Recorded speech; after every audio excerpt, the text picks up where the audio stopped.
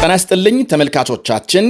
በኦሮሚያ ክልል ከ130 ሚሊዮን ኩንታል በላይ የመኸር ምርት መሰብሰቡ በተነገረ ማግስት በትግራይ ረሃብ ተከስቷል እየተባለ ነው። ወደ ኋላም በዝርዝር እንመለከታለን። ሩሲያም ለተገደሉባት ጀነራል ብቀላም ዩክሬን ላይ መጠነ ሰፊ ጥቃት መፈጸሟ ይነገራል። በመላው ዩክሬን ከ1 ሚሊዮን በላይ ሕዝብ ጨለማ ውስጥ ይገኛል። የሩሲያም አደገኛ ምት ያሰጋው ኔቶም አባል ሀገራትን ለስብሰባ ጠርቷል። በስፋት ወደ እናንተ እናደርሳለን። አሜሪካም ከዓለም ዙሪያም አምባሳደሮቿን ወደ ሀገር የጠራችበት ጉዳይም ሰፊ ትኩረት አግኝቷል። ሌሎችም አሉን። በላይ በቀለ ነኝ። አብራችሁን ቆዩ።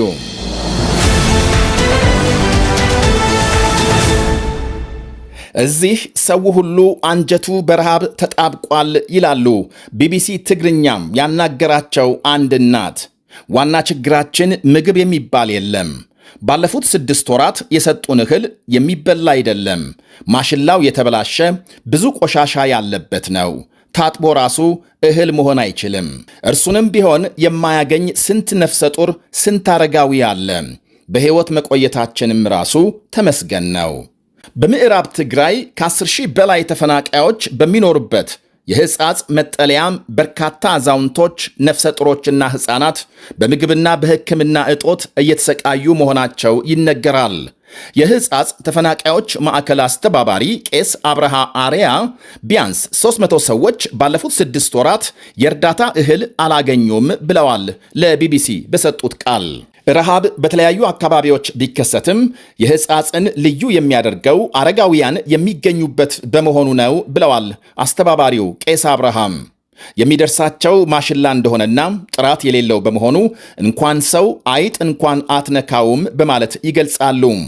የትግራይ ሲቪክ ማህበራት ህብረት ስራ አስኪያጅ ዶክተር ይካሎ ወልዱ በክልሉ 90 የሚደርሱ የስደተኛ መጠለያ ጣቢያዎች እንዳሉና በሕፃጽ ረሃቡ ካለፈው ነሐሴ ወዲህ እየተባባሰ መሄዱን ገልጸዋል። የዞኑ ዋና አስተዳዳሪ አቶ ግደው አዝናው የተፈናቃዮች የረሃብ ችግር እየሰፋ መሆኑንና ምክንያቱ ደግሞ ለረጅም ጊዜ በመጠለያ ማሳለፋቸውና በቂ እርዳታም አለማግኘታቸው እንደሆነ ገልጸዋል። በሌላ በኩል የተባበሩት መንግስታት በጋምቤላ ክልል በተፈጠረው የጸጥታ መደፍረስ ሳቢያ ለስደተኞች የሚያቀርበውን አገልግሎት ማቋረጡን ገልጧል። ድርጅቱ በጋምቤላም ከሰሞኑ በተፈጠረ ግጭት ለስደተኞች የምግብና የውሃ አቅርቦት ለጊዜው ማቋረጡን ይፋ አድርጓል።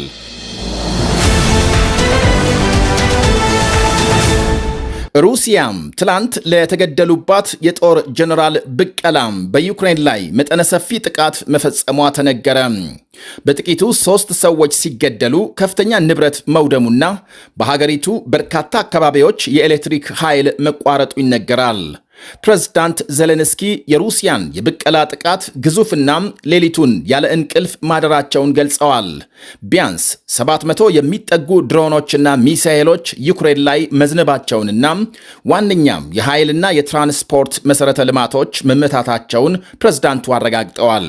በ3 ግዛቶች ወይም ክልሎች ሙሉ በሙሉ ኤሌክትሪክ መቋረጡን፣ በዋና ከተማ ኪቭም የመኖሪያ ሕንፃ መመታቱንና ከ5 ሰዎች በላይ መቁሰላቸውን ዘገቦች አመልክተዋል። የሩሲያ መከላከያ ሚኒስቴር ዛሬ ከሰዓት ባወጣው መግለጫም የዩክሬን ጦር ኃይል ይጠቀምበታል ያለውን የኃይልና የትራንስፖርት መሠረተ ልማት መምታቱን አረጋግጧል።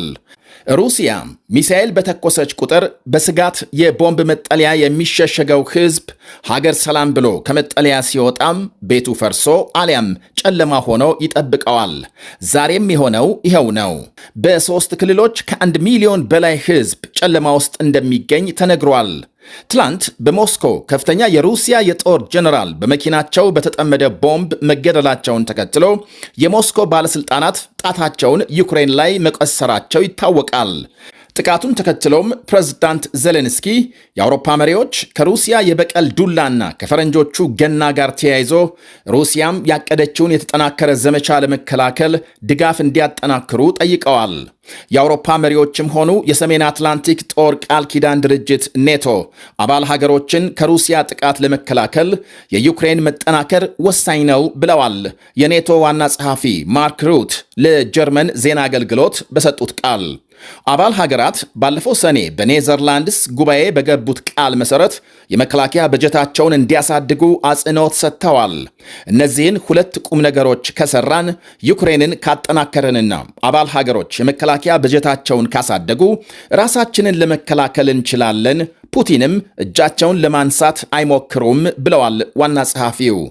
አሜሪካም፣ ብሪታንያም፣ ቱርክ፣ ሩማንያ፣ ፖላንድ፣ ጀርመን፣ ፈረንሳይና ቤልጅየምን ጨምሮ ከአውሮፓና ሰሜን አሜሪካም 32 አባል ሀገራትን ያቀፈው ኔቶ አንድ አባል ሀገር ሲነካ ወይም ከተነካ ሁሉም እንደተነኩ ተቆጥሮ የጋራ ምላሽ የመስጠት ዋነኛ ዓላማን ይዞ የተነሳ ነው።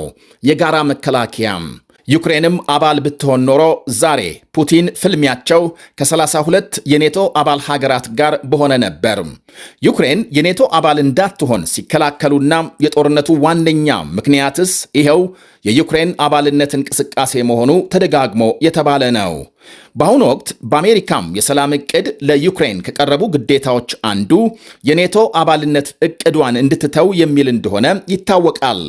ኔቶ በመሳሪያና በገንዘብ ከሩቅ ሆነው ለዩክሬን ድጋፍ የሚሰጠውም ለዚህ ነው፣ አባል ባለመሆኗም። አጠቃላይ ኔቶን የማጠናከር ሥራ ግን ጊዜ ሊሰጠው እንደማይገባ የጠቀሱት ዋና ጸሐፊው የሩሲያን ወታደራዊ ወጪ በማስላት ተወዳዳሪ ልንሆን የግድ ይላል በማለት አሳስበዋል። ሩሲያ በአሁኑ ወቅት ከሀገሪቱ አጠቃላይ በጀት ከ40 በመቶ በላይ ለመከላከያም እያዋለች መሆኑን አክለዋል። ይህ በእንዲህ እንዳለ ሩሲያም የዩክሬንን ኦዴሳ ወደብ ደጋግማ እያጠቃች ሲሆን ዓላማውም ዩክሬንን ከወደብና ከባህር እንቅስቃሴ የማገድ እንደሆነ ይነገራል። ከሳምንቱ መጨረሻ ጀምሮ እስከ ትላንት ሌሊት በኦዴሳም ከፍተኛ የድሮንና የሚሳኤል ጥቃት መፈጸሙ ሲታወቅ በእርግጥም የወደቡን የዕለት ተዕለት እንቅስቃሴ ማስተጓጎሉ ተመልክቷል። ፕሬዝዳንት ዜሌንስኪም ይህንኑ አረጋግጠዋል። በኦዴሳ ግዛት የሚገኘው የዩክሬን ግዙፉ ወደብ የሀገሪቱ ቁልፍ የንግድ ማሳለጫና የነዳጅ መግቢያ እንደሆነ ይወሳል። ዩክሬንን ከጥቁር ባህር ተጠቃሚነት ማገድ ዋነኛ ዓላማችን ነው ብለዋል ፕሬዝዳንት ፑቲን ከሰሞኑ በሰጡት መግለጫም። ይህንኑ 4 ዓመታት ያስቆጠረውን ጦርነት ለማስቆም በአሜሪካ መሪነት የተጀመረው የሰላም ድርድር የቀጠለ ሲሆን ያለፉትን 3 ቀናት በፍሎሪዳ ከዩክሬንና ከአውሮፓ ተወካዮች ጋር ንግግር መካሄዱ ታውቋል።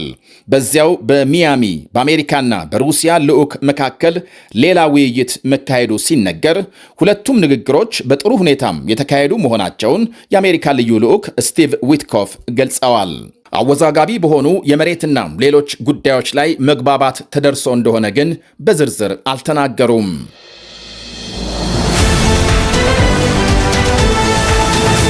አሜሪካም ከተለያዩ ሀገራት አምባሳደሮችና ዲፕሎማቶቿን ወደ ሀገር ማስጠራቷ ተነገረም።